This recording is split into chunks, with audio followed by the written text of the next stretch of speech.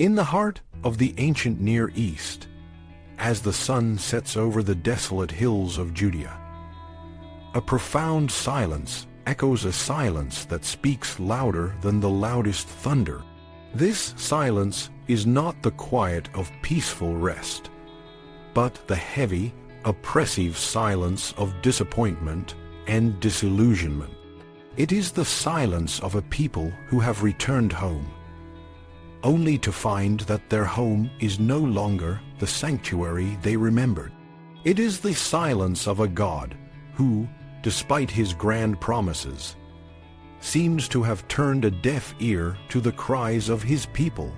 This is the world that the post-exilic prophets Haggai, Zechariah, and Malachi inhabit. A world where the line between faith and despair is as thin as a razor's edge. The return of the Judeans from exile in Babylon was meant to be a triumphant homecoming. The prophets Isaiah and Jeremiah had promised a glorious restoration, a renaissance where the temple would be rebuilt, and the glory of the past would be restored. But the reality was starkly different.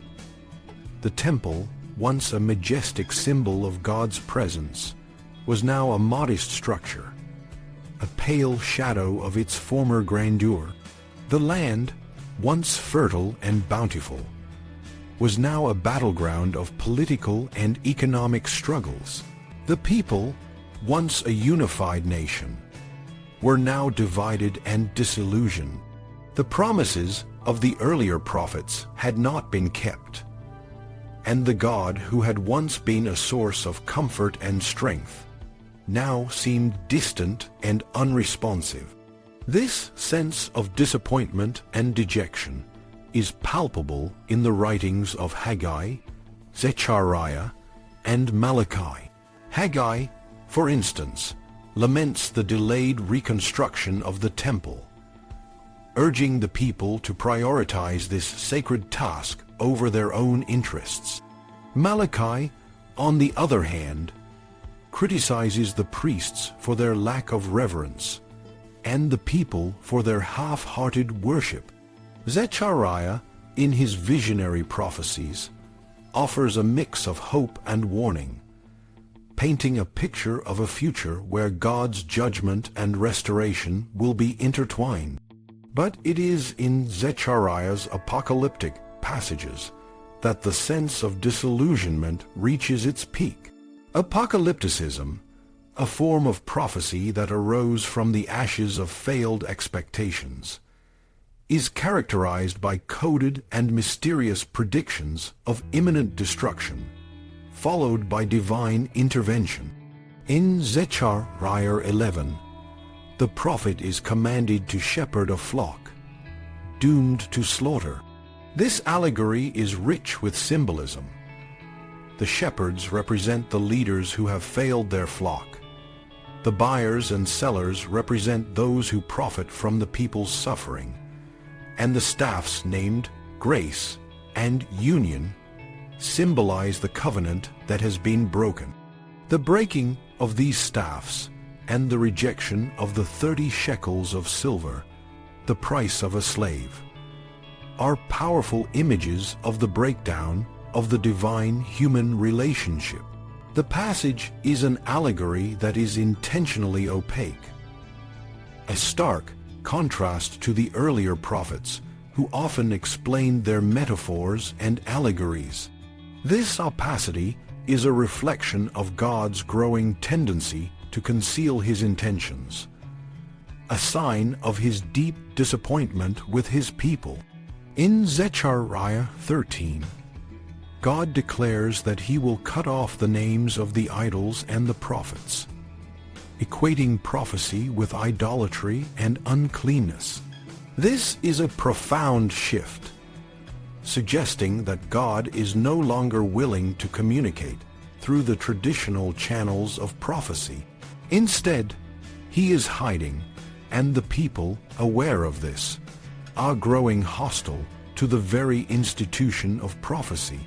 This deep sense of disillusionment and the breakdown of the divine-human relationship set the stage for the Psalms. The Psalms, a collection of 150 prayers and songs, are a profound and intimate response to the challenges of the post-exilic period. They are a testament to the human spirit's resilience and the enduring power of faith in the face of adversity.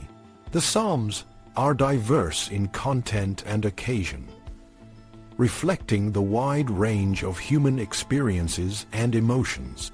Some are attributed to King David, and a few are even linked to specific moments in his life. Others are more general, speaking to universal themes of joy, sorrow, gratitude, and complaint. This diversity makes it challenging to extract a single, coherent message from the Psalms. However, there are three key factors that help us understand the collective message of the Psalms and their significance in the broader narrative of the Bible. First, the Psalms are all spoken in the present tense, even when they refer to past events. This present tense quality suggests that the sentiments expressed in the Psalms are not just historical reflections, but ongoing, living experiences. For example, Psalm 59, which is attributed to David when he was being pursued by Saul, begins with a plea for God's protection. "Save me from my enemies, O my God. Secure me against my assailants." Even though this psalm is rooted in a specific historical context, its sentiments of fear and the need for divine intervention are timeless and relatable to any person facing adversity. Second, many of the Psalms are not tied to specific historical contexts, making them more universally applicable. This lack of historical specificity allows the Psalms to speak to a wide range of human experiences and emotions. For instance, Psalm 23, one of the most beloved and well-known psalms, is a beautiful expression of trust in God's care and guidance. "The Lord is my shepherd, I shall not want. He makes me lie down in green pastures. He leads me beside still waters." This psalm, with its imagery of a caring shepherd, speaks to the universal human desire for guidance and protection. Third, while the Psalms may have been written at different historical moments, we are reading them as a cohesive collection. This literary moment allows us to see the Psalms as a collective response to the challenges of the post-exilic period and beyond. The Psalms are like a collection of interviews with ordinary people, each offering a unique perspective on their relationship with God. These perspectives, whether from the heights of joy or the depths of despair, paint a rich and multifaceted picture of the human experience of faith. One of the most striking aspects of the Psalms is their honesty. The Psalms do not shy away from expressing raw, unfiltered emotions. There are psalms of praise and thanksgiving, but there are also psalms of complaint and even anger.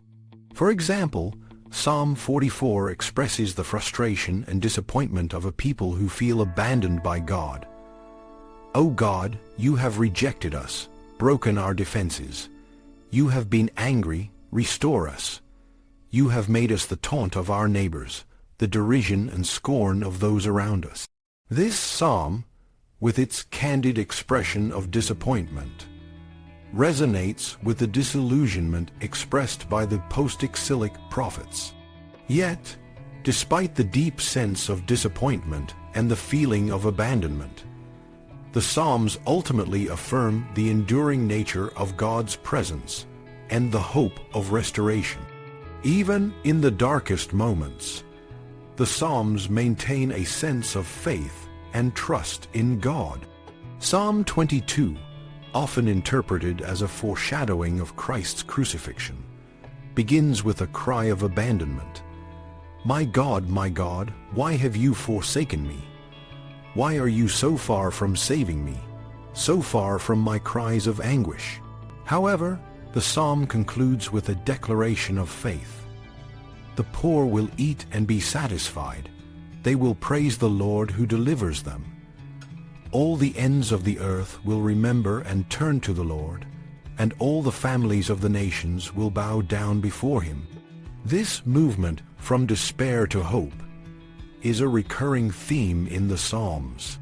It reflects the human capacity to find meaning and purpose, even in the face of overwhelming adversity. The Psalms serve as a bridge between the disillusionment of the post-exilic period and the hope of restoration. They remind us that even when God seems distant and unresponsive, he is still present, and his promises are still valid. The Psalms also offer a profound insight into the nature of God. In the Psalms, God is not just a distant, impersonal force, but a living, relational being who is deeply involved in the lives of his people. The Psalms describe God as a shepherd, a rock, a fortress, a refuge, and a redeemer. These images of God are not abstract concepts, but concrete, tangible expressions of his character and his relationship with his people. The Psalms show us a God who is both powerful and compassionate, who is capable of both judgment and mercy. In the end, the Psalms are a testament to the enduring power of faith and the human spirit's resilience. They remind us that even in the darkest moments, there is always hope.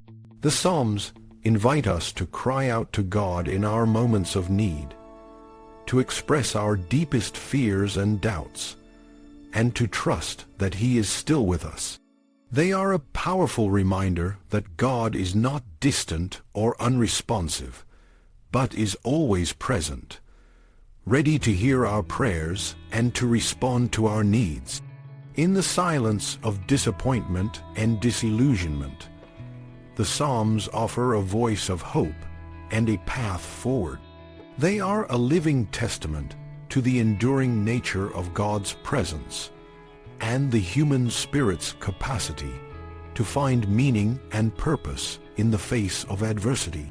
As we read the Psalms, we are reminded that even when the world seems dark and God seems distant, there is always a way forward, and there is always hope.